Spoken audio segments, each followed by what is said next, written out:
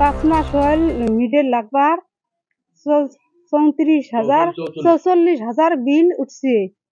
5 মাস থাকি আমরা লাইন কাটে নাই, বিল দেই নাই, তার জন্য 44,000 বিল আসছে। এত বিলে দেখে আমার কেন করে দেবো? আমরা দুঃখিয়া মানুষ, গরিব মানুষ। বল 2টে আর ফ্যান 2টে, আর কিছু না চলে। আমার মোটর নাই, রাইস কুকার নাই, ইনভার্টার কিছু নাই। আমার সবাই গরিব মানুষ, আমরা দিন হাজিরে করে দিন খাই। 44,000